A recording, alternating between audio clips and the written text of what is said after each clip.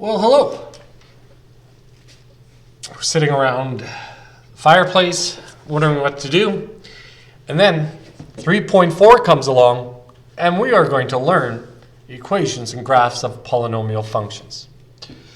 So 3.4 in the textbook is all about graphing polynomial functions.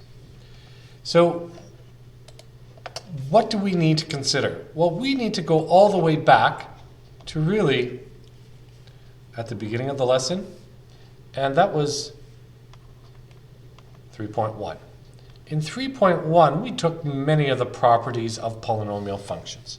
So this is only part of the puzzle. It's going to be like a puzzle that we put together. So suppose that we have a polynomial of degree n. Fair enough? So it's degree n, and when we say a degree n, it's the largest exponent is n. The maximum number of turning points, right, those things, is n minus 1. Okay? The maximum number of zeros or x-intercepts is n.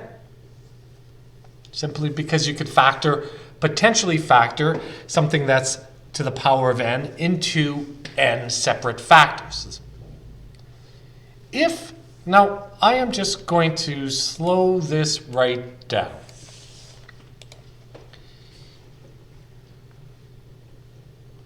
If we have an even degree function, the left hand and right hand side behavior will mimic those of other even degree functions. So I'm just going to make a little summary t-chart here. My leading coefficient, right, is the coefficient in front of the largest degree. If the coefficient in front of the largest degree is negative, we have a function whose left hand and right hand side are going to point downwards. So it's increasing on the left, decreasing on the right. However, for even degree functions, if the left-hand side will be decreasing, the right-hand side will be increasing. Probably you guys are going to say it opens upwards. So now I'm just going to switch colors. So this is for even degree. If the odd degree function, if we have an odd degree, the left-hand and right-hand side mimic those of odd degree functions. Think linear. Now I'm only thinking about left-hand and right-hand side behavior. If my leading coefficient is negative on the left-hand side and the right-hand side, my function is going to be decreasing. However, if my leading coefficient is positive, my function will be increasing on the left and right-hand side. So it mimics that of other odd degrees. What even degree function are you the master of? Quadratics. What odd degree function are you a master of? Linear. And just for good measure, it appears that, all right, OneNote did not like what just happened. So anyways, sorry while I set up. There we are. Just for good measure, we have a y-intercept at the constant of our polynomial a0. So all of the above information is important to start a sketch. The left-hand and right-hand side behavior definitely will tell us how a graph behaves.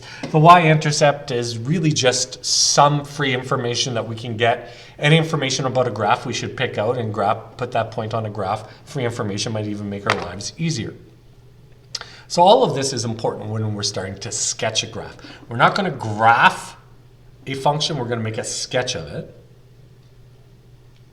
The other important information is to consider the location and the multiplicity of the zeros of the function. Now, the location, so there's really just two factors. There's the location, and then there's the multiplicity. The location really is, where are they? Right? Where are the zeros or the x-intercept? And the multiplicity is a measure of how often probably easier for you to write it than me to write it, how often a factor repeats. That's really what multiplicity is. So a single zero. So I'm just going to maybe give you what a single zero looks like. If I have a function, I don't know, some function p of x, and it has a lot of factors, but then it happens to have a factor that looks like this. And only the factor x minus 2 occurs exactly once.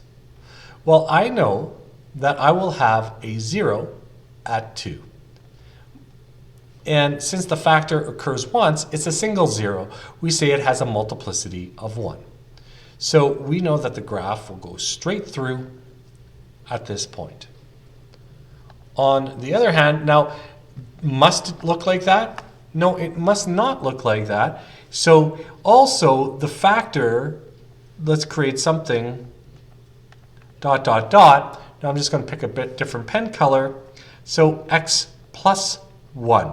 Now it has nothing to do with the sign whatsoever, but having a factor x plus 1 and making sure that factor only occurs once,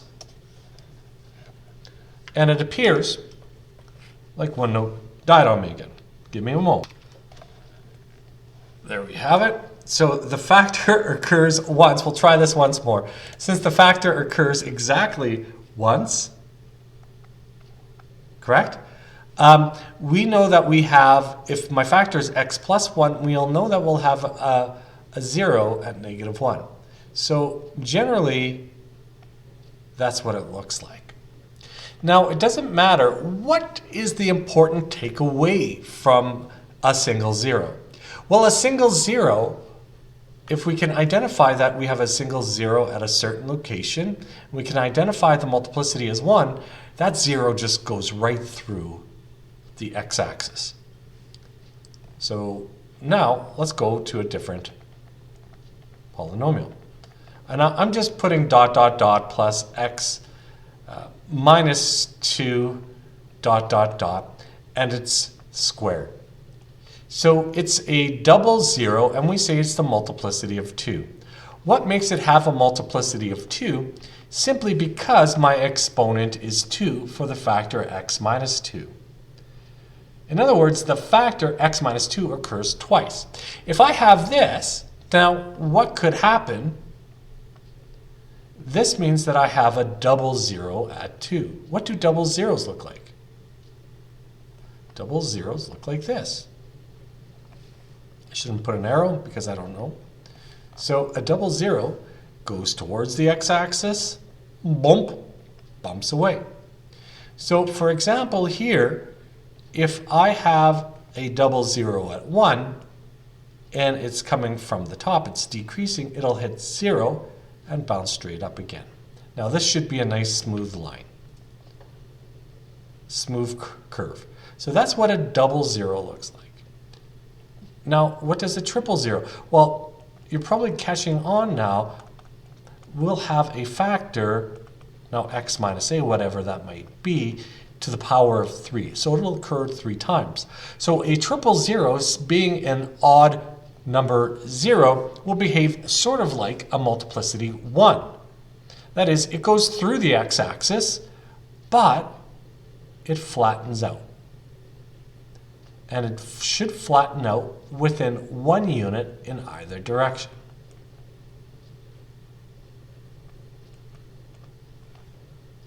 So it could look like that, or if the function is above, it looks like this. We should see a nice curve right around the 0. Okay? Last but not least, oh my God, a multiplicity of 4. Now, you're unlikely to see it, but I think it does help. So what might this factor look like? well, maybe this is a crazy polynomial, but it has a factor x minus a to the power of 4. Or alternatively, it could have x minus a times x minus a times x minus a times x minus a.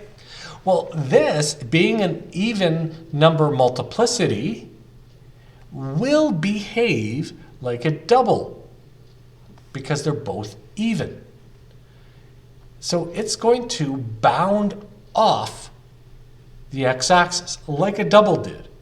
So, but what's going to happen is going to be much, much, much flatter than a double zero. Now, you don't need to know that, but I just think it's really important to sort of know what's going on there. So these are what the multiplicities look like. So you have seen single zeros before. Normally, all the zeros that you have seen in your life are single zeros. So for instance, y is equal to the function x plus 1, and then x minus 2 might be a parabola in which you have a single zero, and it's an upward opening parabola. Now, you also have seen a multiplicity of 2. Now, I'm just going to write it like this. The factor x minus 1 occurs twice. And for quadratics, what happened in this? Well, you know that you would have your vertex on the x-axis. All right, you've never seen a triple zero before. Get used to it. It's not that difficult. You just got to get used to the shape and multiplicity of 4. So, and really, we're going to be sketching. We're not going to be graphing. There isn't a great number or amount of detail here. So, again, what did we take? 3.1. This is how graphs behave on the left-hand and right-hand side. This portion right here, if I was to describe it to a friend, I would say, well, this is just really a description of all the zeros and all the terms of a function. And we're going to be putting them together. But let's just recall the factor theorem. It said, now this is the important part right here. If we have a factor, then we know that the polynomial has a 0 at a. Or if the polynomial has a 0 at a, then x minus a is a factor. Let's move on. Okay? I'm going to press pause here. I'm going to let you read the question. Maybe let's read it aloud. For each graph of the polynomial function, determine the x-intercept. Hold on. Okay, I'm going to change it. And I mean the location and multiplicity. Ooh, take that. So each of these graphs, we're going to identify the location and the multiplicity of the x-intercepts. We're going to have an idea of the sign, whether it's positive or negative, of the leading coefficient. The integrals or intervals of where the function is positive, the interval of where the function is negative, and the potential equation of the polynomial function. All right. Press pause. You're going to do it. I believe in you. Let's do this, team. So I'm going to start right away by identifying this first one here. My x-intercepts. I have an x-intercept at -2. I have an x-intercept also at 1. These are the location of my x-intercepts of this function. So I am going to say what is happening at -2 is just going right through the x-axis. So we have a single 0 at -2. Let's move on to 1. What is happening at 1? Well, if you notice, the function is positive above, and then it rebounds. So we have a double 0, because this is what a double 0 looks like. It bounces off the x-axis at 1. Now, if you notice, the arrows point in opposite directions. That gives you a definite indication that the degree here is odd. Now you need to know that to sort of pick apart what my leading coefficient. I know that all odd degree functions will behave like a linear function. So since the left hand, this part here, and the right hand are both increasing or has an overall positive slope, that means that my leading coefficient is going to be positive. Now, where is this function negative?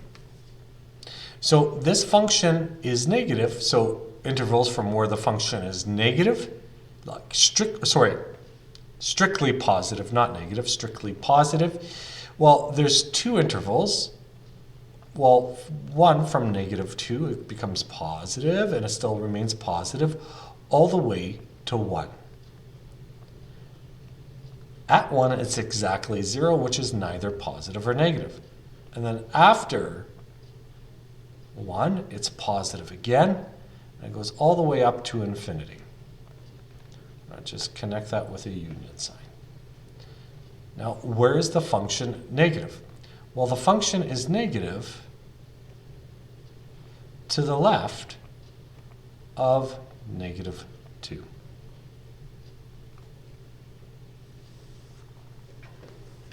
What is a potential equation of my polynomial function? Great question. What am I going to look at? I am going to look at this, and I'm going to use the zero product property. If I have a single zero at -2, that means that I must have a factor of x plus 2. Now here, if I have a double zero at +1, that must mean that I have a double, or double the factor x minus 1. And potentially, this is the equation of my polynomial. Is it definitively this one? No. Could be fooled, but this is a potential. So here, just taking a look, this, the graph on the left has an odd degree behavior to it. If we look to the function here, what function or what degree is this function? Well, this is degree 1 factor times a degree 2 factor. Degree 1 times degree 2 makes it a degree 3 factor. So it actually all sort of blends in together and makes sense. I hope. All right. Let's do it for the next graph. I'm going to press pause again. Maybe we can do this one together. But you try first. All right. So what I do notice here is on my function, my x-intercepts, I have 3 x-intercepts, -1, 0, and 2. So I simply wrote those down. Now the multiplicity of each of these, what is the multiplicity at the 0 at -1? Well, if you notice, my graph goes right through -1 without any curves. That is a descriptor of a single 0. So now, so we have a single 0. Now at here, at my x-intercept is 0, do you see how it bounces off the x-axis? That indicates that it's a double 0. Now here,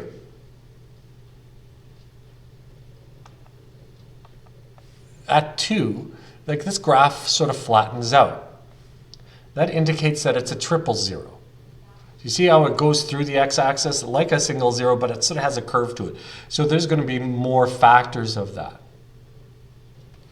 So do you notice what information is missing is the degree. Now I don't know what the degree is, but I do know that it's even.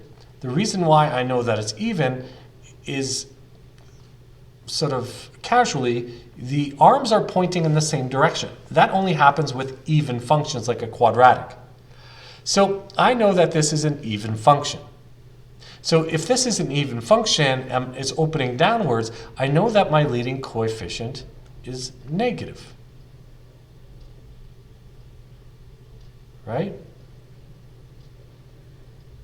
Now, this isn't really relevant information, so I'm just going to jump straight to the equation of my polynomial function. And I'm just going to say p of x. P of x is equal to, all right, a single zero at -1 means that I should have factor x plus 1. What exponent? 1. You don't need to put that 1, but I'm just going to do it. A double zero. Well, I'm going to do something really clumsy. I'm going to say x minus 0. And it's a double zero, so it'll have exponent 2. Often you'll see this just written as x. If I have an x-intercept at 2, corresponding factor is x minus 2. And since it's a triple zero, I know that this factor occurs 3 times. This is my potential equation, maybe. However, and I didn't stress this for the first example, my leading coefficient is negative here. So what does that mean? It means that there has to be a negative sign in front of all of this. All right, so there we have it. I think we're doing good. From a graph, we could potentially make an equation. Now, let's just finish off what was asked of us. I kind of feel like I'm neglecting the question. What was asked of us is, when is the function positive? Well, the function is positive. Now I wrote f of x is greater than 0 where the function is positive. And really, I'm just talking about the y's. So it's positive from -1 all the way to 0, excluding 0. And then from 0 to 2. Where's my function negative? Well, it's negative on the left-hand side, which I would describe as negative infinity, all the way to -1, right? This part right here. And also, it's negative right here, from 2 to positive infinity. So I have 2 sets where it's negative, and I'm going to join that with a union. All right, good chat. I will provide you with more examples. So I'm hoping that you're getting the hang of this. It's a lot of information to put it together, but after you put all this information together, I feel like we know functions a lot better.